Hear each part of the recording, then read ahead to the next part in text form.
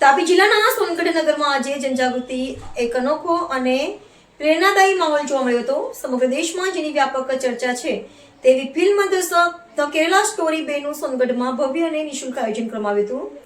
પત્રકાર એકતા પરિષદના ડોક્ટર બિંદેશ્વરી શાહ અને ગણેશ મરાઠે દ્વારા નગરપાલિકા પ્રમુખ સારિકાબેન પાટેલના વિશેષ સહયોગથી આ કાર્યક્રમ તાપી જિલ્લાના સોનગઢનગરમાં આજે જનજાગૃતિનો એક અનોખો માહોલ જોવા મળ્યો। ભારતભરમાં જેની ચર્ચા છે તેવી ફિલ્મ ધ કેરલા સ્ટોરી 2 નું સોનગઢમાં ભવ્ય અને નિઃશુલ્ક આયોજન કરવામાં આવ્યું હતું।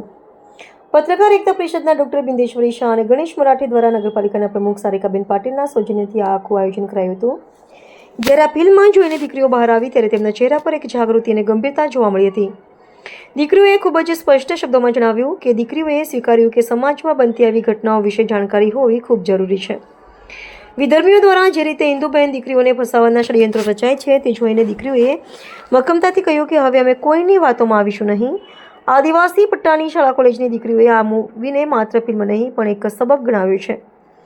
આયોજન પાછળ વિશ્વ હિન્દુ પરિષદ અને બજરંગ દળના કાર્યકરોનો એક જ સૂર હતો, અવેરનેસ। તાજેતરમાં અમદાવાદ કોર્ટમાં આવેલો કિસ્સો હોય કે અન્ય કોઈ ઘટના હોય, આપણી દીકરીઓ સુરક્ષિત રહે તે જ મુખ્ય હેતુ હતો।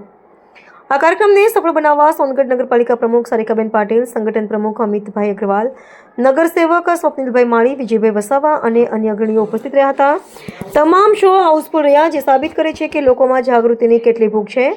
ઉપસ્થિત લોકો અને આયોજકોએ દરેક વાલીને એક ખાસ નમ્ર વિનંતી કરી છે કે પોતાના બાળકો સાથે આ મૂવી એકવાર અવશ્ય જોવી જોઈએ, જેથી આવનારા સમયમાં કોઈ દીકરી ભોળવાઈને કોઈ મુસીબતમાં ન ફસાય।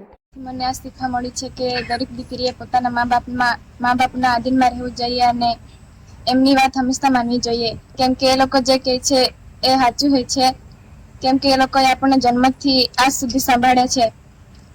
અને જે છોકરીઓ છે જે 16 વર્ષ ને 17 વર્ષની ઉંમરમાં જ છોકરા સાથે વાત કરે છે, ધ કેરલા સ્ટોરી 2 બતાવવા બદલ આપણને ખૂબ ખૂબ આભાર। એમાંથી આપણે શીખવા મળે છે કે જે છોકરીઓ ભણવાની ઉંમરમાં જે સોશિયલ મીડિયા પર લાગી રહે છે અને 24 કલાક એના પર એક્ટિવ રહે છે, તો હું સતર્ક એમને કહું છું કે એ જે પણ કરી રહી છે તે અત્યારે થંભાવે અને આગળ એમનું ભવિષ્ય વિચારે અને કરિયર પૂરું કરે એવી હું ઈચ્છા રાખું છું।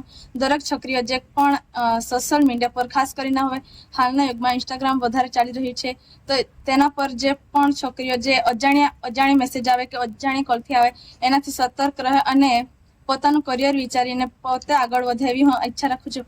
અને જે દીકરીઓ મા બાપનું માન્ય વગર જે સોશિયલ મીડિયામાં લાગી રહી છે અને મા બાપનું વિચારતી નથી, એને પછીથી પણ પછતાવો થાય છે।